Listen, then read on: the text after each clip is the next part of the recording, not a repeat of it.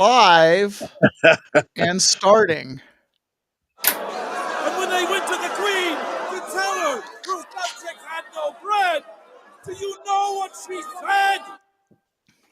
Let them eat cake. We're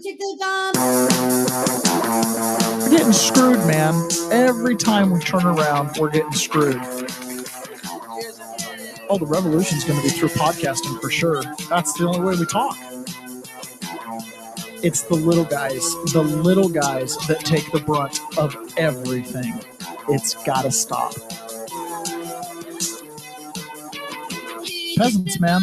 We're just peasants. Every one of us. You watch those old movies, you see the peasants in the background with the kings and queens walking around. We're those people. We're those people.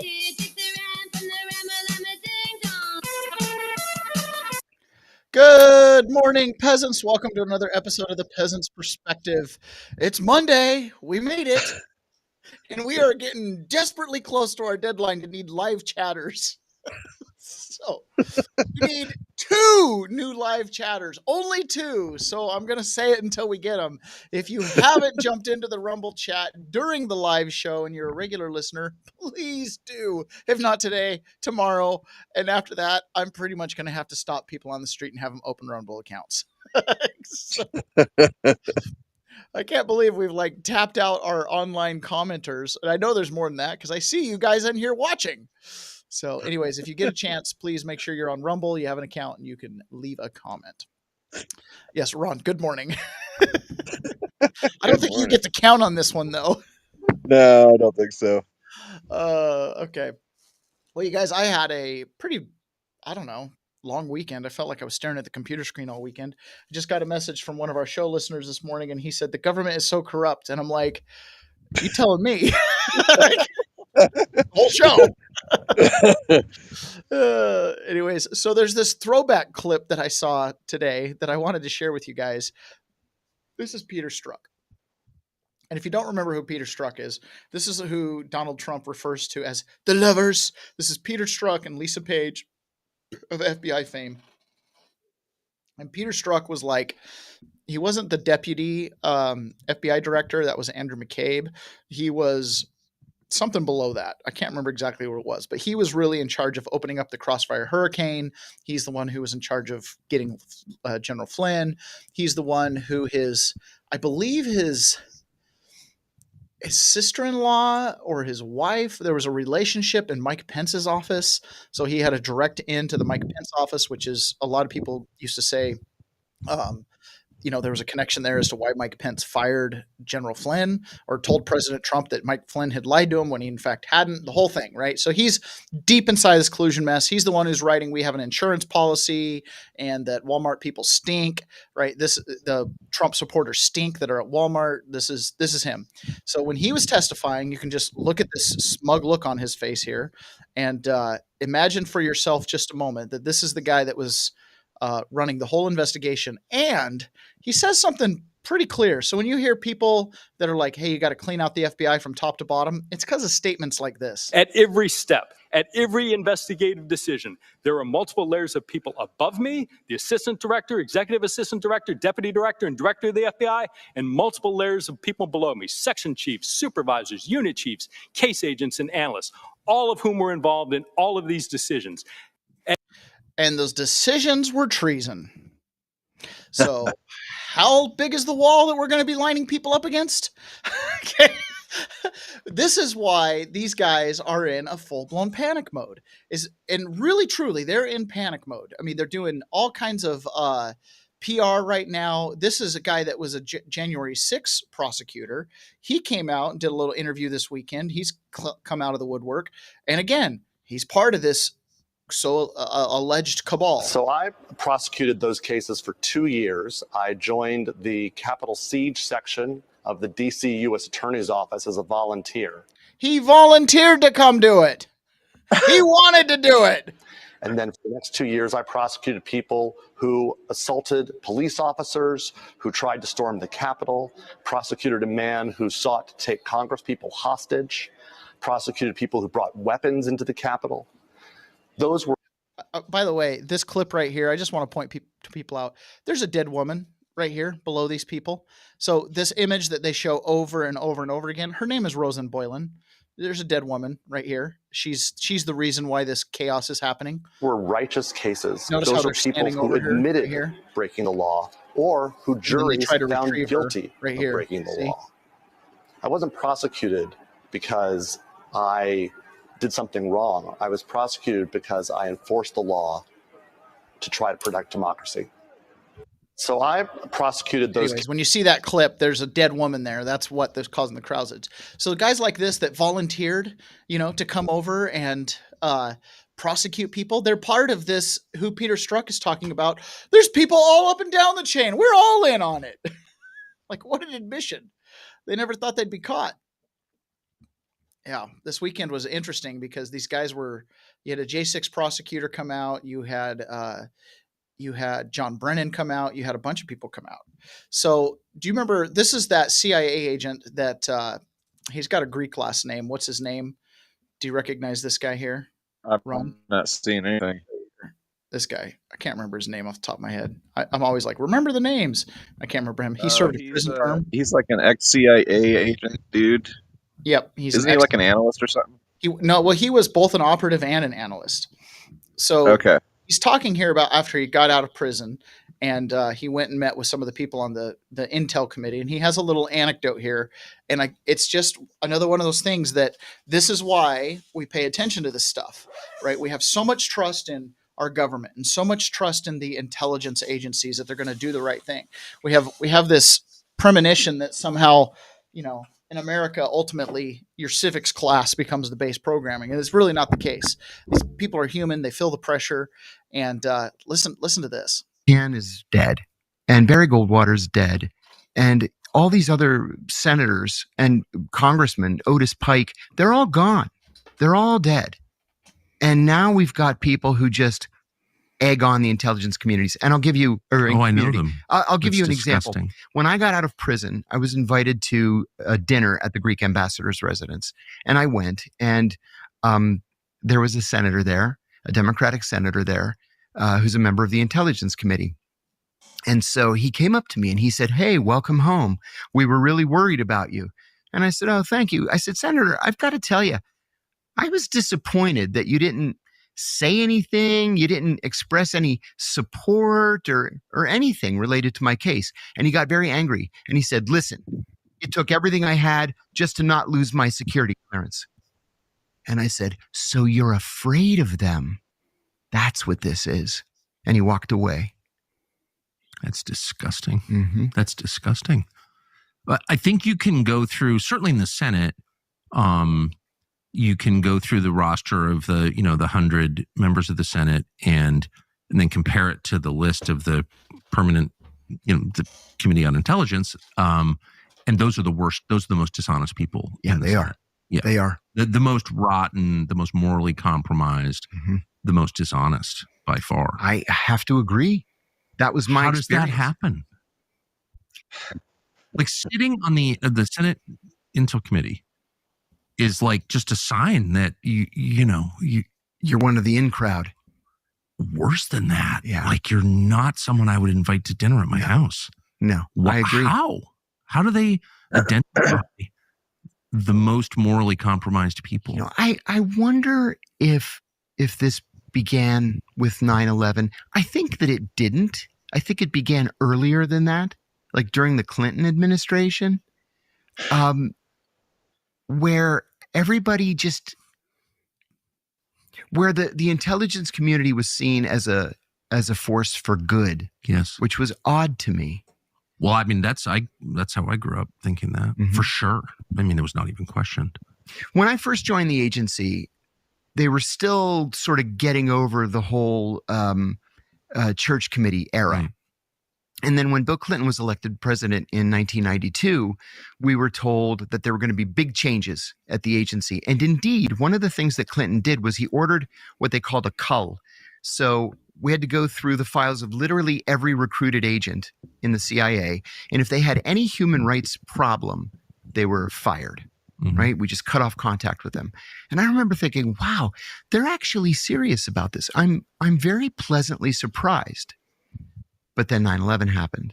And not only did that go out the window, the pendulum swung so far to the other side that it has yet to go back to its point of equilibrium. And then just naturally, inevitably, predictably, the tactics that and other agencies used against foreign governments were used against the U.S. government, the elected government, and the population of the country. I know you and I agree on this. We've talked about this in the past, but the CIA is forbidden by law from spying on American citizens, as is NSA. It's a part of NSA's charter that it may not collect the communications of American citizens or U.S. persons. NSA spied on me and leaked the information to the New York Times. Leaked the information. I remember it very well. To control me. Mm-hmm. Right. Oh, it's illegal. Guess what happened? Nothing. And here again, Congress just says, well, what are we going to do? Yeah, we're afraid of them too. That is interesting. To hear him lay it out, a Democrat senator, and probably all the senators, was like afraid of keeping his job. And then one of the things that I find really interesting, my little soiree going to DC and kind of being in that courthouse and seeing that town, is that is like an emerald city. It is, you can almost hear the vacuum noise of tax dollars being sucked in there and nothing being sold back in exchange. Like, there are no factories in the District of Columbia, yet they take in billions, if not trillions of dollars of revenue turn into that city. Right. So, we got Maraizo. Great morning from McCall Morrison Scout Camp. Morning breakfast. Make Wookiee. That's fun. Sapphire Patriot, good morning to you. H. Young, good morning to you. 22, top of the morning to you. And of course, Porny Boy, Weedham Boys, good to have you. Yes, pimpin' ain't easy. Please make sure you get your chest in. I think it's interesting. They called the CIA and cut all their assets off. So this would have been, in my mind, hearing that description, let's say it all plays out true. This is when they cut off Osama bin Laden. Because Osama bin Laden was clearly working with the CIA to fight the Russians and, put up whatever resistance, and they cut him off. I'm assuming, right? They cut him off. And pretty soon he turns the attack on the United States, which Osama bin Laden definitely was fomenting the attack. I know there's a lot of conspiracies as to what really happened on 11. Don't want to touch on that today. But, still, that whole concept is this idea that the intelligence agencies just aren't operating under the control of elected politicians. And that's the only way we, the people, have control. If somebody comes in and says, I know better, that's the end of the republic right there. It has to be through representative government. It has to be accountable. And if it's not, we're in trouble. Did you, by chance, see in any of your stuff this weekend Dan Bongino's post? No, I saw the post come through on my feed and I went to play it and it wouldn't play. So I didn't know what to make of that and I moved on.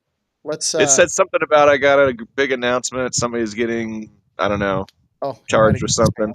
That might have been spammed. Okay, so this is what Dan Bongino said. Let me get it shared up here.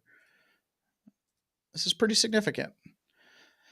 So he said this: during my tenure here as FBI director of the FBI, I have repeatedly relayed things to you that things are happening that might not be immediately visible, but they are happening. The director and I are committed to stamping out public corruption and the political weaponization of both law enforcement and intelligence operations. It is a priority for us, but what I have learned in the course of our properly predicated and necessary investigations into these aforementioned matters has shocked me down to my core. We cannot run a republic like this. I'll never be the same after learning what I've learned. We are going to conduct these righteous and proper investigations by the book and in accordance with the law. We are going to get the answers we all deserve. As with any investigation, I cannot predict where it will land, but I can promise you an honest and dignified effort at the truth. Not my truth, not your truth, but the truth. God bless America and all those who defend her. Respectfully, Dan. So I saw this post as well, and I like that, but I also saw another video that didn't play, and I thought that's what you're talking about. Yeah, no. This right here, though, has shocked me down to my core. Yeah, I saw that too, and I was like, what does that mean? I'd like to know what that means. One of the challenges that people like Dan Bongino will have, he's worked in government, so he's seen enough. He's seen enough to know that not everything as it seems, right? But there's also this element of projection of your virtue, right? Dan Bongino's a patriot, so he projects his patriotism onto everybody, and then when they fall short, he's still like, "Oh, they're just making mistakes. It's not intentional. This is just bad Right. policy, bad decisions." And slowly but surely, you might identify one politician. You go, "Oh, that's not a mistake. That's just, self-interested." And pretty soon you might see one thing and go, "Well, that's kind of corrupt. Somebody should go after him." But why are they not? Oh, there must be something we don't know, right? This is this. Yeah. This is they have intelligence we don't have excuse. So when he gets Right. in and he sees the beginning of all this, imagine a scenario where really and truly Barack Obama, John Brennan, Clapper, Monaco, right, McCabe, these people sat around in a room and conspired to overthrow the government. That actually happened. That it wasn't mistake. It wasn't we misread some intel. It was straight up, let's commit treason and overthrow the government. Okay, what is our tool? Oh, let's use this Russia dossier. We can get some mileage out of this. That the entire thing didn't start with the intel and then just misunderstanding it. That the entire thing started with the intention of treason. Right. That would shock you to your core, because people who choose to do that will put people in jail. They'll destroy people's lives. They'll commit murder, right? They'll do all of those things because from the very get-go, it's not a misunderstanding. It's not a, hey, we're all patriots trying to get to the bottom of this. We just see it differently. It is the potential to be pure, utter corruption and desire to destroy. And then throw on top of that the potential Epstein conversation. And I can see why Dan Bongino would say something it shocks you to your core. For myself, I'm an outsider. I've only seen the government write me tickets, ask me for money, charge me taxes. I've only ever seen the government tell me, no, you can't do And things. lie to me. I've only ever seen the government lie to me. I can't think of one instance in my life where I go, oh, the government really came through for me. Not one. Yeah. They don't even fill the potholes. It takes local initiative of people to go bang down the county's door to get a pothole brought to their attention. So to me, I've never seen it as this benevolent factor, and I've always attributed to what our founding fathers say: if men were angels, we wouldn't need this demon, right? And so it's that we create the government to fight the bad people. It's to protect against our vices, as Thomas Paine said. So for him to come in here and say it shocks him to his core, we cannot run a republic like this, that's pretty stunning.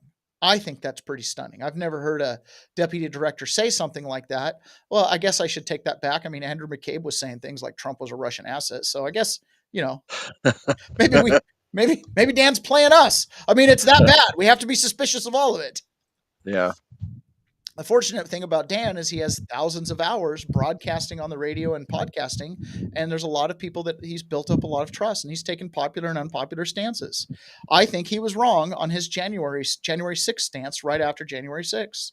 I think it was wrong for a lot of people to throw protest attendees under the bus. I think it was wrong for them to call it a riot. I think it was wrong for them to not recognize immediately that there were 4 protesters that died that day and 0 cops.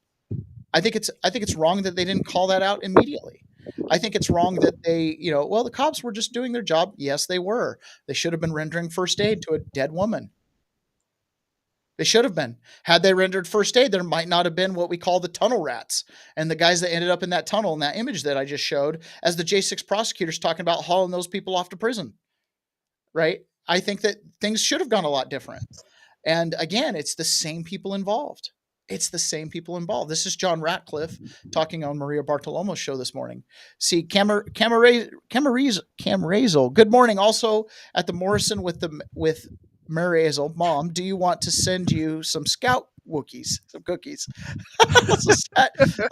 Or Saturday Marina large cinnamon rolls. Oh yeah, Saturday morning large cinnamon rolls. So my family is a Scout camp dynasty, just so you know. I started working at a Boy Scout camp when I was 14 years old. Pretty soon, a lot of my cousins, a lot of my siblings all worked at scout camp. My mom, when I was 18, became a cook at camp. And here I am, 42. She's still the cook at scout camp. And all of my siblings have worked at camp. A whole bunch of my cousins have worked at camp. All of my oldest children have worked at camp. And my son is right there with my mom. So they're having fun at scout camp and they're tuning in. So high in the Sawtooths, in the Rocky Mountains of Idaho, there's a scout camp learning and hearing the peasant's perspective. Doing what's really important, by the way, actually changing lives with those youth. That's how Ron and I, by the way, for show context people, that's how Ron and I really became friends. We started out in the scouting program as co-scoutmasters and two different troops that were so small we had to combine our efforts together. So gotta high adventure somehow. Yeah, we've been on some fun hikes. We've been down the coast. We canoed the entire, not the entire, but not the entire thing. A couple 100+ miles of the Columbia River with the scout camps. I'll never remember. I can't remember the kid's name, but he was in this canoe, and we were going through Portland, right where the Willamette and the Columbia meet up together. And there was a big sea lion that was coming up the river, like a full male one with the big, huge basketball head. It's as big as the canoe, and he looks over and goes, "What is that?" It was like sea lion. And this kid was so rambunctious. He put his paddle down. He shows, "I'm done." He was like, he couldn't even react. The fear and everything, it just went to straight like, "I'm done. We're dead. There's monsters in this water." Yeah. They look pretty big when they're up close. Oh my goodness. Yeah. I remember we were sitting on the banks of the Columbia one night doing our campfire with the boys, and we were kind of theming that journey over the Lewis and Clark adventure, right? Because we were on their trail. We were going down the river they went down to find the Pacific coast.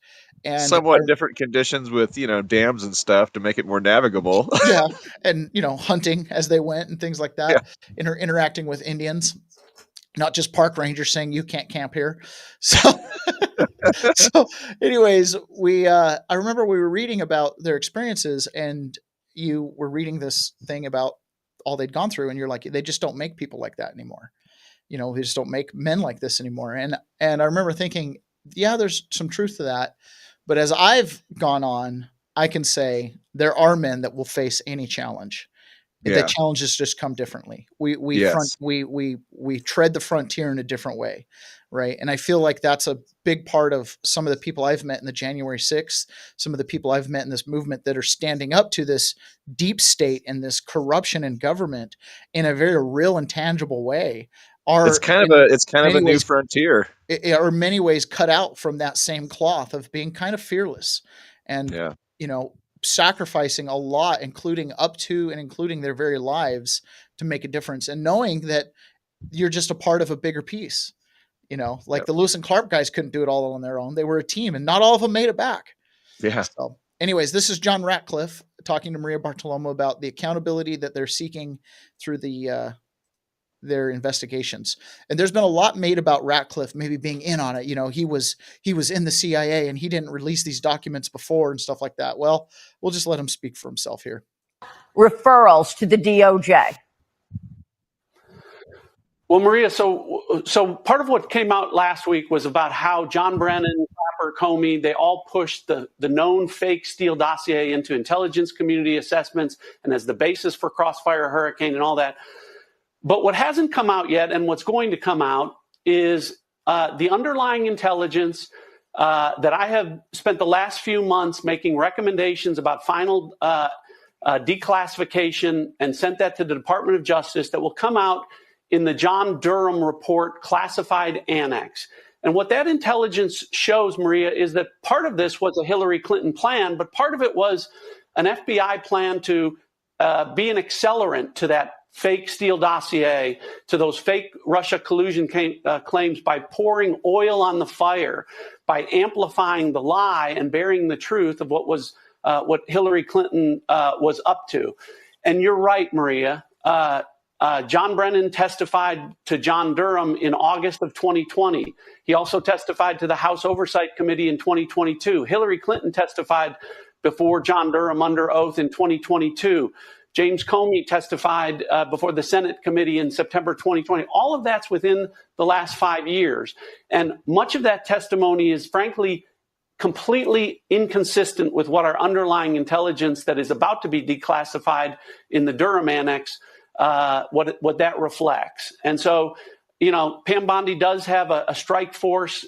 It is a different Department of Justice, a different FBI, and an opportunity to look at how these people really did conspire to run a hoax, a fraud on the American people and against Donald Trump's presidency. And so coming forward, we understand that they did this, but now we need to understand how they did this. And I think that's why you see the left losing their minds over this, Maria, saying, why are you spending time? This is vindictive. You're going back. This is Donald Trump, seeking retribution. It's not.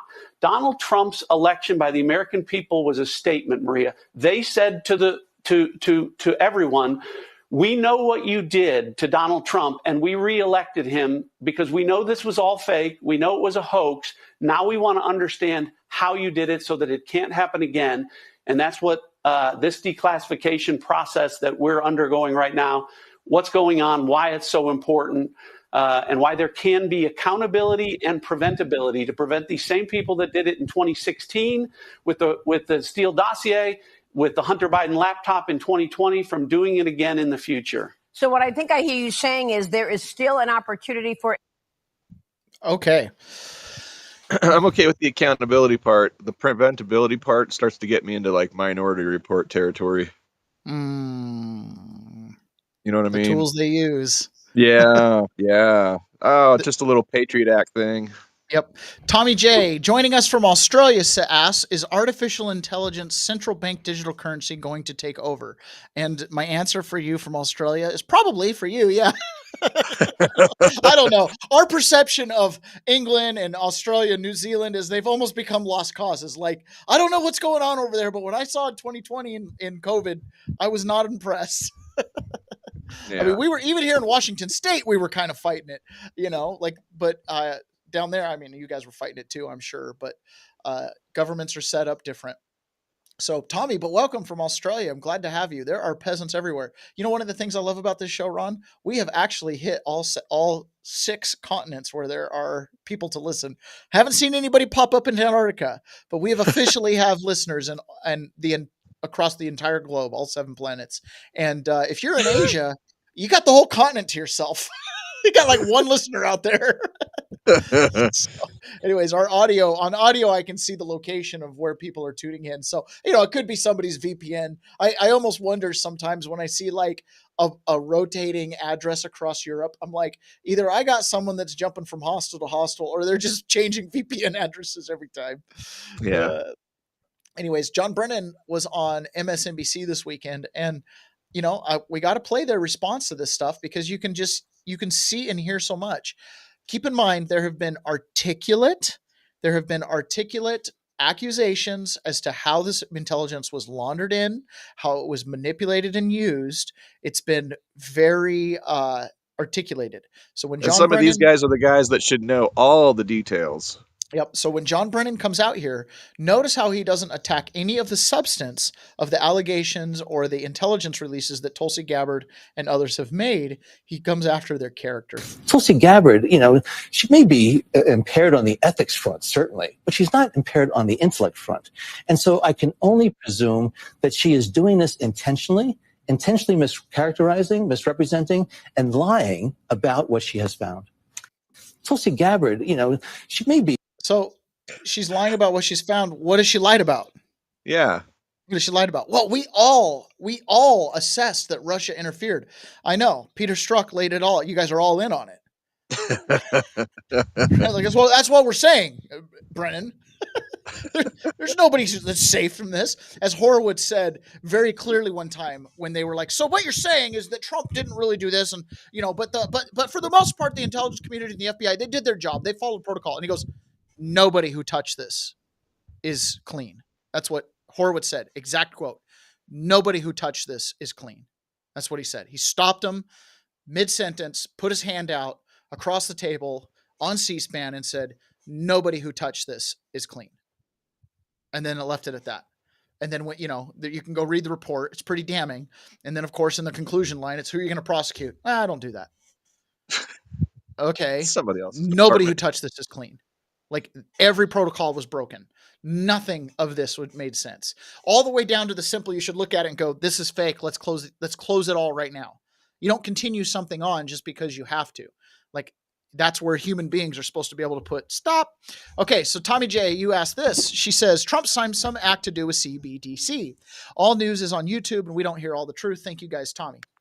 Okay, so yes, Trump signed the CBDC Act. I think you've got the Genius Act that just got passed. Here's my basic understanding of the framework. They're building a control grid. You get to choose if you want to get on or not. One of the things that's really unique about American politics and American law is we have escape hatches. We always have to allow the way for the Amish to be the Amish. It's that simple. The Amish people are what keep us free. We have a large indigenous population on this country that have been here in a single in a single society that have chosen not to participate in the American form of government. They have a birthright. They are citizens of the country, of the United States of America, lower caps republic, but they do not participate in the democracy. They do not participate in public education. They do not get licensing to drive cars. They do not apply for permits to build buildings. They do not pay income taxes. They are living on this land, and they're as close to you can get as an indigenous people in North America, because all the Indian tribes have been conquered by war or by treaty, but the Amish have preserved their independence, sovereignty, and freedom. They don't even call us Americans. They call us English. Okay. Huh. British means bank man. They don't interact with the bank man. They don't want that debt slavery. And their religious structure preserves that. So the way our laws have to be crafted, there has to be a way for them to survive. There are literally millions of them. And they're just tucked all over the Midwest and down into the South, and they're all over the place. The Amish are free in that regard. So we have escape valves. We have a cash economy because the Amish need to be able to have cash. We still have gold and silver exchanges because the Amish will transact in gold and silver. And so we have CBDCs that are coming on. Stablecoin, the Trump signed executive order saying the Federal Reserve could not issue the CBDC. And one of the main reasons for that is because we want to preserve a cash economy. So should you choose to use cash, then you don't have to be a part of the digital control grid. Is there going to be cost and benefit to that? Sure. The Amish choose to live a certain way so that they don't have to plug into the grid. So we have choices. Whether you are willing to do what it takes to live those choices and deny the benefits that the government offers in return for your subjugation control is up to you. So that is one of the really unique things about America is we have escape valves built in. But are you willing to get in the pod and escape? Because you lose the benefit of whatever benefit you're getting from wars in the Middle East or whatever. So something to consider always. Tammy says, I don't want any brain chip implant. Yeah, neither do I. Neither do I. Although I hear cruising the internet could be pretty amazing.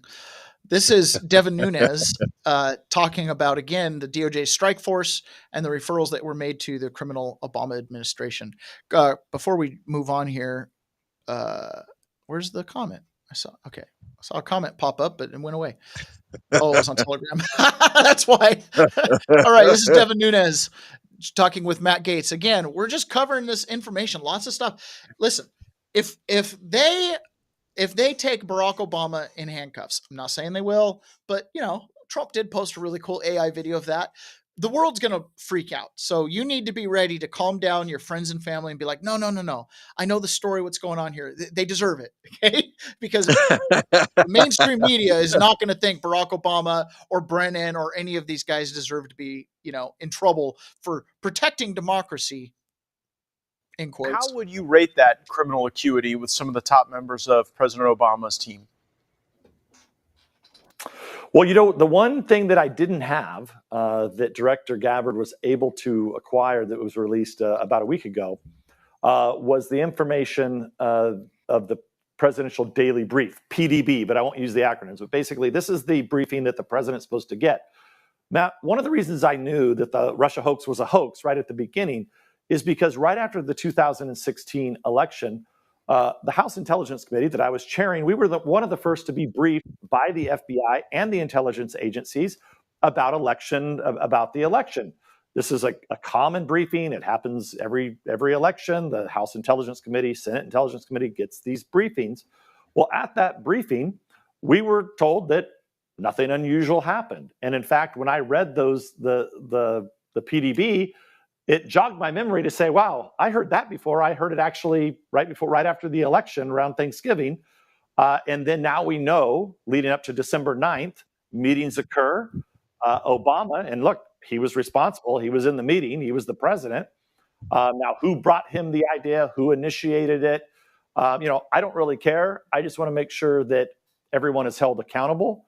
And hopefully they're, as they start to look at all of this, and I really see this as one giant hoax. Okay, so it's not just about the Russia hoax. You will. This is where I want our listeners, and particularly some of my family and friends who've thought I've absolutely been crazy all these years, to understand this is one giant thing. Yeah. This was like, imagine if you're around the turn of the century sitting in Russia and you know about what the Bolsheviks are doing. You know that there's this small group of really kind of radical socialist communists. It's this new political theory, right? And they're pretty aggressive. And part of them preach passivity, part of them preach aggressiveness, but it's the Bolsheviks, right? It's this small group that eventually take over the whole government and create the Soviet Empire, which committed untold horrors. Imagine watching that. That's what you're watching here. You're watching a small clan, a Bolshevik clan that is able to manipulate the American zeitgeist, the American media infrastructure, the American, the Bolsheviks were manipulating the structures of civil society that they had at the moment, kicking people out of meetings, arresting people, doing things to manipulate votes in order to consolidate power until you didn't need to vote anymore, right? Imagine that. That's what you're dealing with here. Russiagate, Ukrainegate, J6, election fraud. It's one thing after another, and it's the same people. We'll remember well the Ukraine impeachment hoax. Yes. The Hunter Biden laptop hoax. I mean, we can go on and on about hoaxes. These are all done by the same people, and they should all be held accountable. And so it'll be interesting to see. And I say, the biggest hoax of all the things, there's lots of them, but of this giant hoax was the raid at Mar-a-Lago. And I think that could hold some keys, whatever evidence can be found there and how it relates to all of this, which is essentially just a get Trump hoax all in one. Hopefully they can find some information there, and then everybody you can lump all of this in. You're the lawyer, not me, but this is conspiracy. It's a quintessential definition of conspiracy. And ironically, my criminal referrals that I made, many of them actually were based in what Jack Smith went after Donald Trump for. So it's the age-old Washington establishment that whatever they accuse you of doing, they're actually doing themselves. So they went and took what they were doing, went after Trump on it with the Jack Smith special counsel. And so now we know that can be used because the Department of Justice just tried to use it on someone. Yeah. Have you ever seen a little kid that starts the fight but lets the other person finish the fight, knowing that dad will come in and it will be worse for the kid they started you know what I mean? Do you know what I'm talking about? Kids that kind of manipulate like that. That's a little bit what they do. Like they start the fight and then they accuse the other person of doing what they're doing. And then when the people show up or big, somebody that's supposed to bring justice shows up, they're like, well, look at how much he hit me. Yeah. You know what I'm saying? Like, that's kind of what's going on. Like, now you're starting to see the Brennans and, well, they're the liars. They're the colluders. They're the ones trying to overthrow government. We were the government. You know what I mean? Like, yeah. Last thing before I go, some are saying that that Alex Jones is a clone and not the same person. Thank you. Bye, guys. Okay, Tammy, Joe Rogan talked about this directly. Alex Jones hired a personal trainer. He got on a real diet. He's lost like 40 or 50 pounds day by day. Joe Rogan's like, I check in with him every day. He's done it the hard way, the right way. He's not a different person. He's a better person, but he's not a clone.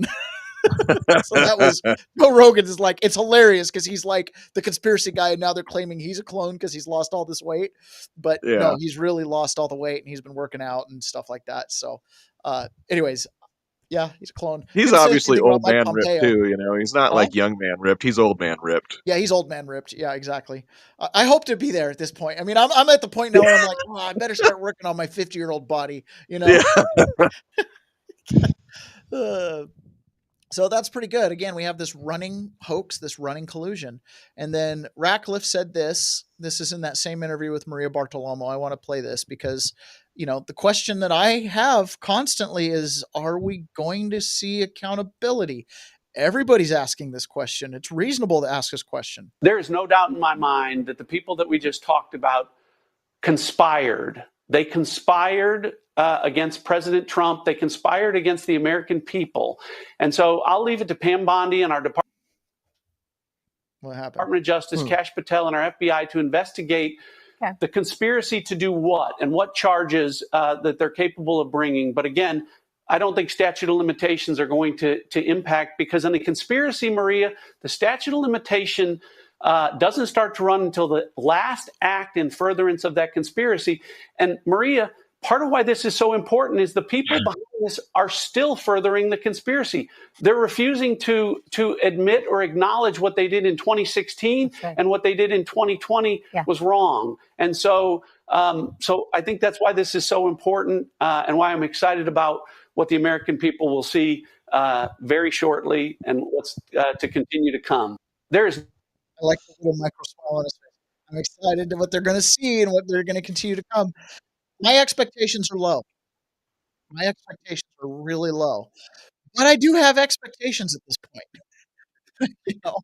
And if these guys flub it again, like they've drained the, you know, put the Epstein meat out there and then nobody bit, it's going to be really disappointing. Like really disappointing. But you know, the clock is ticking. It takes years to put together a trial. I hope these guys get moving. This is not my favorite person, but since we were quoting him in the pre-show, we'll do it live. We're going to listen to Bill O'Reilly here and his prediction. And he actually has been right on a handful of predictions recently. And I think it's because he's so relegated to like Loserville, media. You know, he's got his own little station and stuff, and he's got his dedicated 150,000 followers or so. But he really, like, the way he exited Fox News, I don't know what you have to do to someone to have to pay him $27 million. Sounds pretty extreme to me. Like, I don't expect $27,000 from the government, and they put me in prison for 14 months. So whatever he did to that female employee at Fox News was pretty bad. Okay. So anyway, either way, this is Bill O'Reilly, and he is connected with Trump. He does call him. So that's why I go to him, because occasionally he's got a little nugget. Charges against John Brennan, the former CIA director, okay, under Barack Obama, are very powerful. I believe Mr. Brennan will be indicted by the federal government. Okay? Charges. He will be indicted by the federal government. And I know what prison he's going to go to. He's going to go to Terre Haute, which is the Communication Management Unit. And that's where they send all the former CIA directors, and not directors, but CIA station chiefs and stuff like that, double agents. They send them there because everything they say is monitored. They have no like outside communication. That's where they'll send them. Where is it called? Terre Haute. It's in, I think it's in Illinois. Okay. It's a town called Terre Haute, and that's where the prison is, and that's where they have that's where they send like Al Qaeda terrorists that are in the federal system.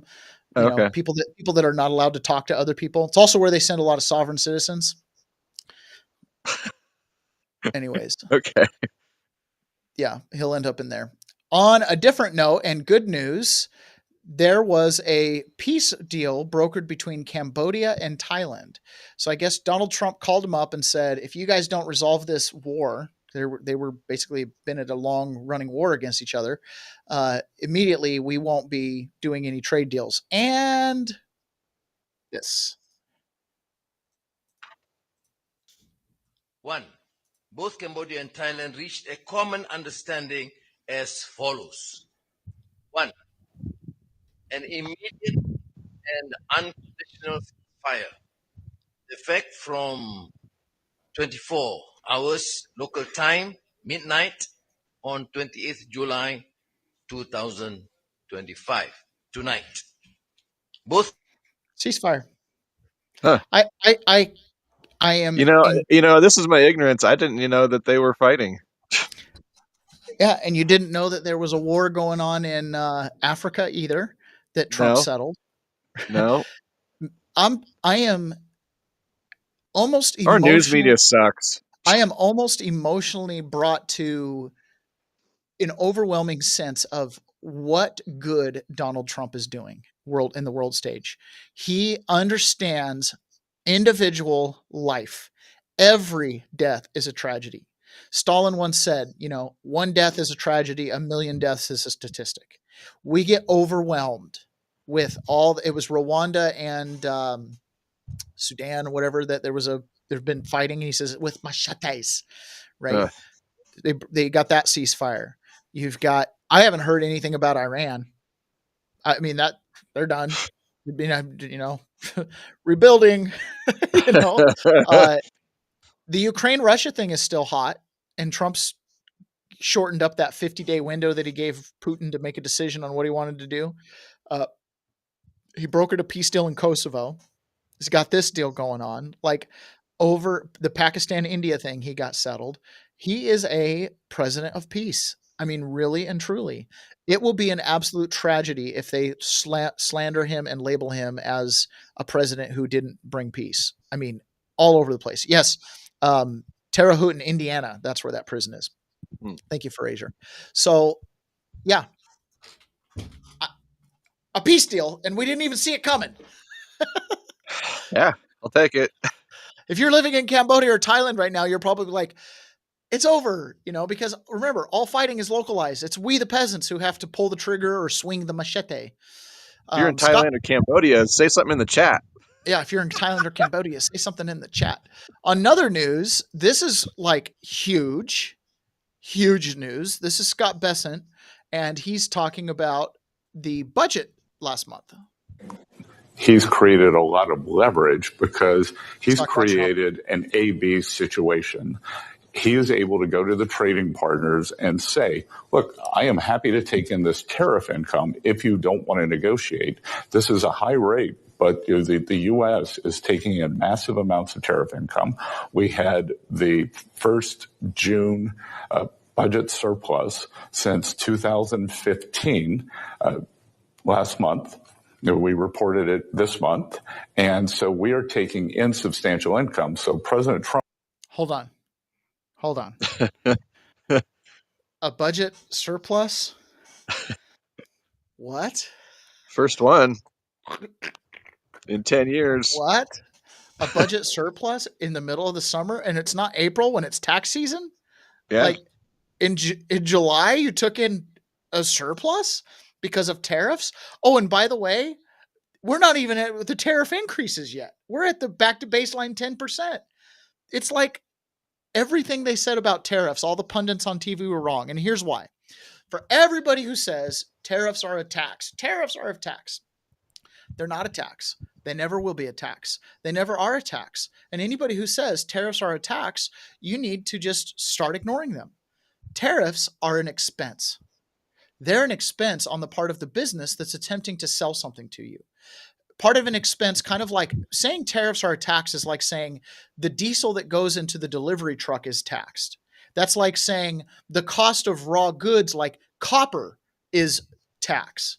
It's not. It's part of the cost basis of the product. So tariffs never get passed on to the consumer so long as one of the competitors selling that product doesn't have to pay it. Right. If you can buy American made with no tax or China made with tariffs, you don't pay the tariffs. The company selling you the product from China has to pay the tariffs, and their price point is going to have to compete with the no tariff product. So nothing gets passed on to you. It's included in their cost basis. Correct. Period. When someone says, well, tax gets passed on, all expenses get passed on, dum-dum.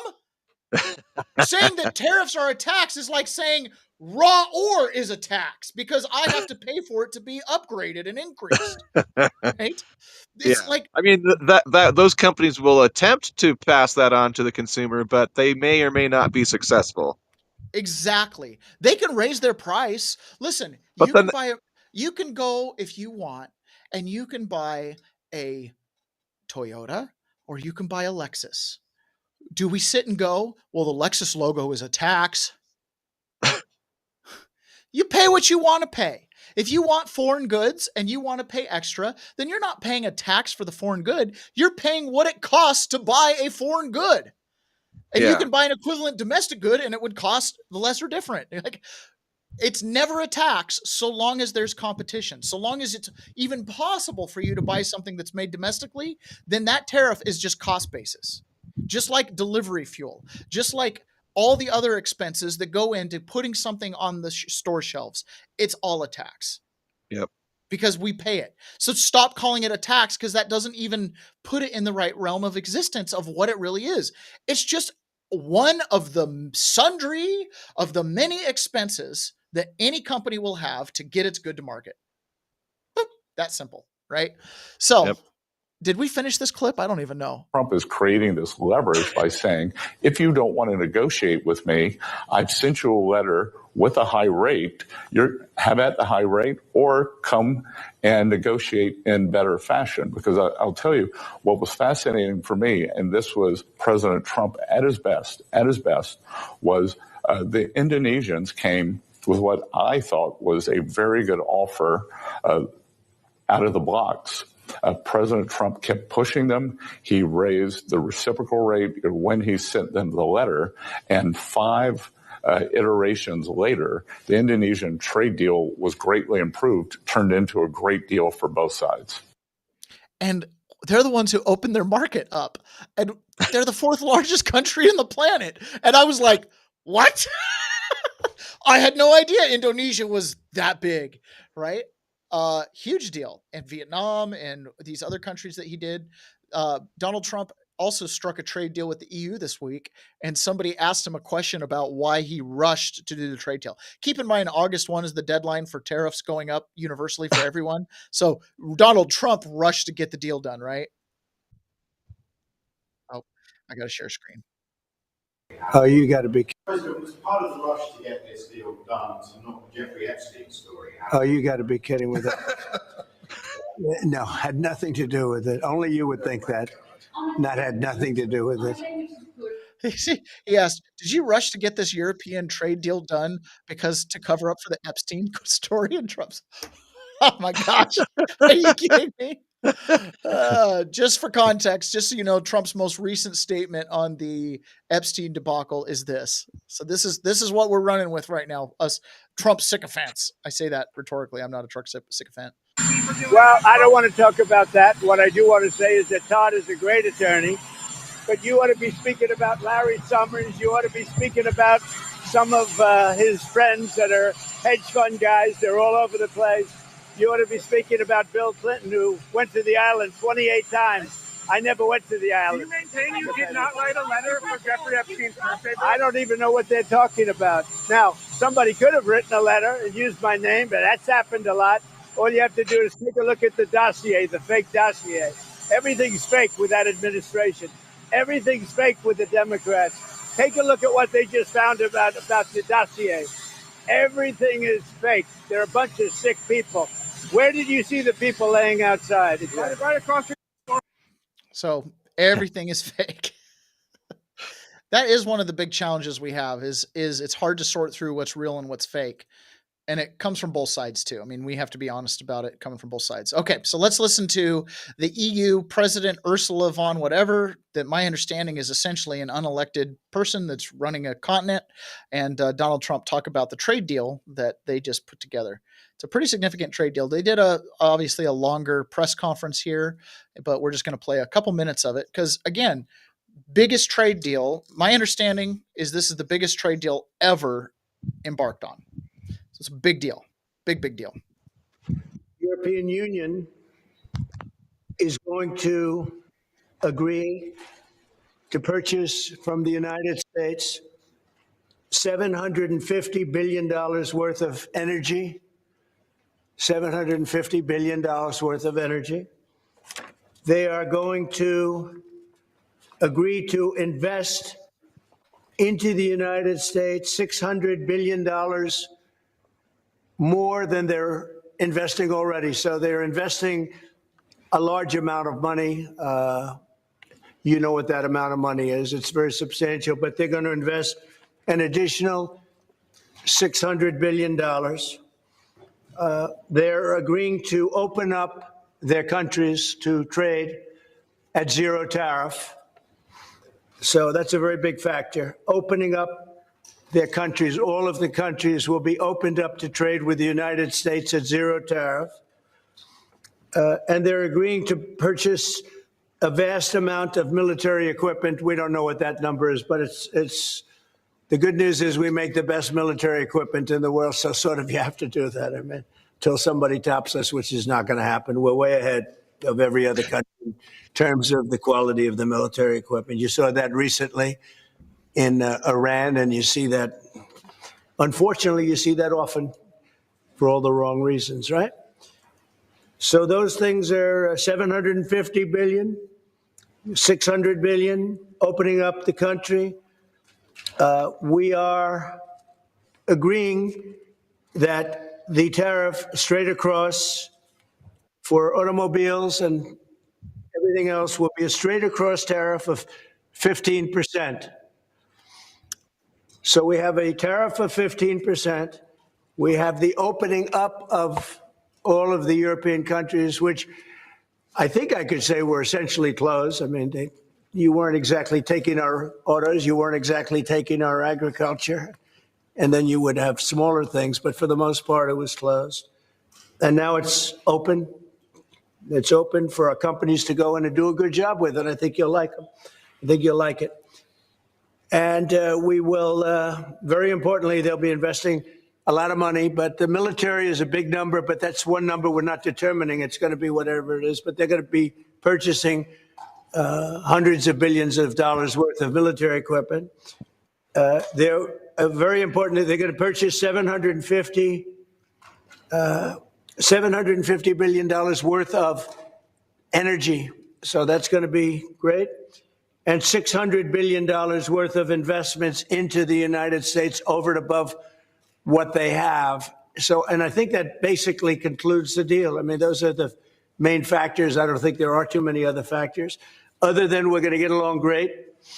And we have a great relationship now with NATO, which is largely the same. I mean, not exactly, but pretty close, right? Largely.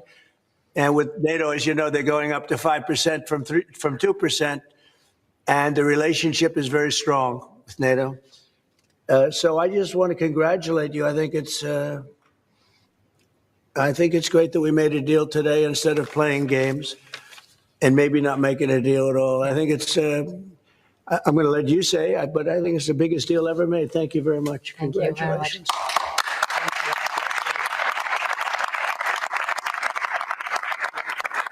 Yeah, thank you.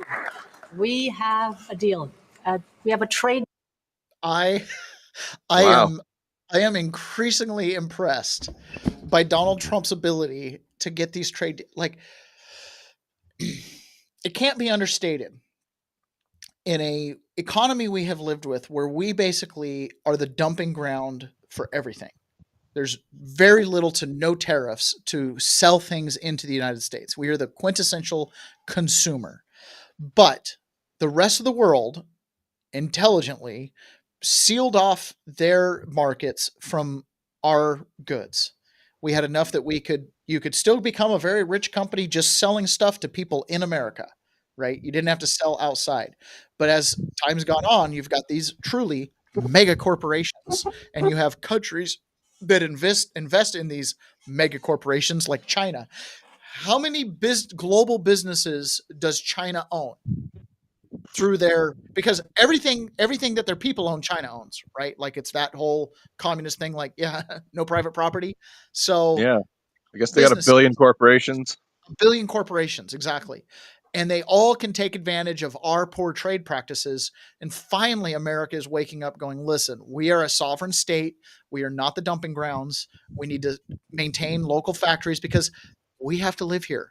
Opening up a factory that just sticks around for a couple of years or, isn't going to work. You need long-term factories, long-term tooling, long-term everything. AI is going to change so much. I was playing around with AI to make an Excel spreadsheet. Ron, it's stupid. It's stupid. You can make the most complex CSV files exportable into Excel, making it do whatever you want it to do. And you used to have to hire these little Excel nerds to make a spreadsheet that, or to write some code for a widget app or something like that. I did it. Like, I just asked it to do what I wanted to do, gave it the parameters, gave it a couple tweaks when it kicked out version 1, and I got exactly what I was asking for. And I didn't even know where to start as far as the if-then statements in the Excel sheet. You know what I mean? If this, then this. If this, then that. Like, it did it. In a matter of 20 minutes, I had produced what I could have been staring at for a week to try to even conceptualize, let alone manually put in all the calculations for every field that I wanted to do and customize it and duplicate it. You know what I mean? Instant. Yeah. Done. I mean, it was one of those things I'm like, I don't even, because we had somebody lined up to create one of these and, we're in discussions of how much it's going to cost. And I'm like, I should give Grok a shot at it. Done. Oh my goodness. AI will be destabilizing as small entrepreneurs like me realize how we can use it to leverage ourselves. It's a force multiplier, right? So now it's back to production. The only real means of wealth is production. You got to make something that the AI can't. If you're making Excel sheets for a living, you're already out of business. You just don't know it yet. Just, you know what I mean? If your job is doing math, you're already out of business. You just don't know it yet. There's going to be a few people that can stick around to math check the AI, but for the most part, like, it's going to be very destabilizing in areas that we probably didn't see coming. And there's going to be well, they're already telling us the trades are on the way up. They got to watch out for the robots. They're not so worried about AI as much as they are the robots. So really big trade deal. That's awesome. I think if you added up all of the potential growth, you start to see how America can actually overcome its debt problem. I do think that they understand that. And Scott Bessent and Trump have both spoken directly to that. This last clip here, well, let me make sure I want it to be the last clip.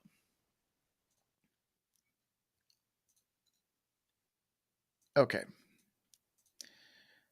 So this last clip here, let me play two. I'm going to have two more clips to finish out the public side of the show. Then we're going to jump over to the private side. So this is Brett Weinstein. And he's talking about Real ID. So this is a complete change from everything we've been talking about. But one thing that I have been very disappointed in this particular administration is they're pushing the Real ID. The Real ID is basically a way to, it's part of the control grid. Catherine Austin Fitts talks about this. And this is Brett Weinstein talking about it, advising you to avoid getting the Real ID. In just a second. Allow yourself to be. So the key here is don't get a Real ID, get a state ID. Don't allow yourself to be passively dragged into this. Ask the questions. I would recommend that a passport card is a good thing to have, and that it neutralizes this issue at the airport. They don't even mention Real ID to you because the passport card serves that function without apparently collecting the extra data. That's so frightening here. So, and people have said to me, what they're collecting is like facial recognition markers. Well, when you understand what they can do on the internet, that allows them to track you based on what computers you walk in front of. If you just walk in front of a computer camera, they're going to be able to tie it all together to your government ID and your government files. So it's the merger of just the random marketing data that Google collects on you being dumped into Palantir, now with your Social Security and your HHS and your IRS information also being dumped into Palantir.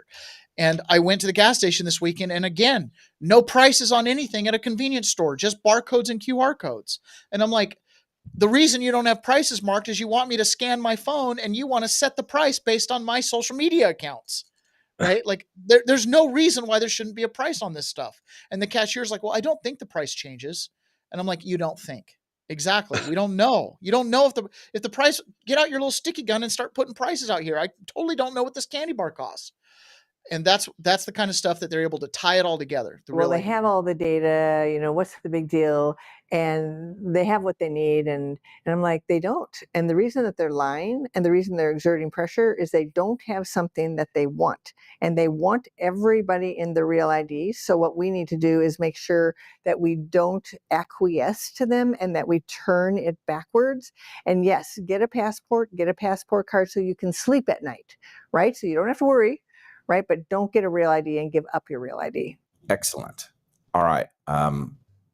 Very interesting that they have deceived us into thinking we are farther down this road than we are.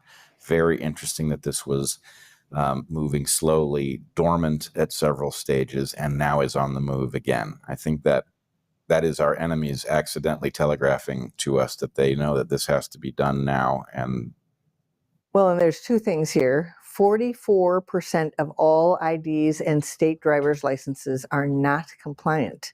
So we want to get it up, like I said, to 46 and 48 and 50, right? So that's about all the people who are listening to you making a different decision. But the other thing is, don't wait until renewal. Get it done now, because the DMV agents have gone rogue. We discovered that they went rogue between when all those 30 states said no, or 30 some states said no, and then Obama issued that call. During that time, even though it was against the law to conform or come anywhere close to Real ID, there was a tiny little Real ID office in the Homeland Security that decided to work directly with DMVs. So the DMVs were taking money behind the backs of their governors, behind the backs of their legislators, and they were moving their state toward compliance with Real ID without telling anybody about it. So the DMVs are probably going to try to shut down your ability to not have a Real ID, and you need to do this as quickly as possible. That's another reason to tell your state legislators that you want to get out of the Real ID system. all right, did you all get that? What you want to do is not wait for renewal. You want to get a state driver's license that is not a Real ID. Go.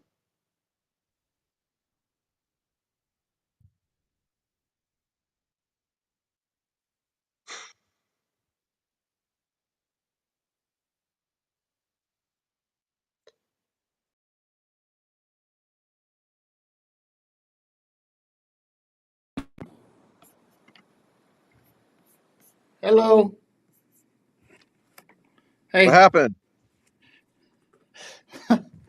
My battery died. Oh. So I got it plugged in. This computer gives me like one warning. Your battery's about to die in 4 seconds. Oh, geez. It's like, oh. So I just saw you disappear and then the clip stopped. yeah, the computer turned off. All right. Well, we're going to do this. What I'm going to do is we're going to go just wrap up the show. And Okay. I am going to, for anybody who's still listening, I am going to go live and then I'm going to go private and I'm going to play on the private side the episode we did doing Emerald Robinson's super threat on election integrity. I set that on private because, of course, it was dragging down the algorithm. And we went from show growth to like that as soon as we did that episode, which just to me proves that we're doing the right thing. Like, it doesn't bother me, but I want to get the information out there. So I'm going to put it on private. So I'm going to close this stream out and then I'm going to start a new stream, run it for only like 30 seconds or go. And then I'm going to hit play on that. And we're going to find another episode that we can play tomorrow. And that should hit our private streaming goals for the month. And then we'll be done. And who knows, maybe we even got enough chatters today too. So sorry about the show cutting out there in the middle of that clip. It happens. Listen, we're not AI. Clearly, I need to like clean off this oh my gosh, look how dirty that camera screen was. Just wiping my finger. It was like, wow. It's like I was on my Nokia talk phone for a second there. Okay. So anyways, all right, guys, thanks so much. And we'll talk to you guys again tomorrow. Bye.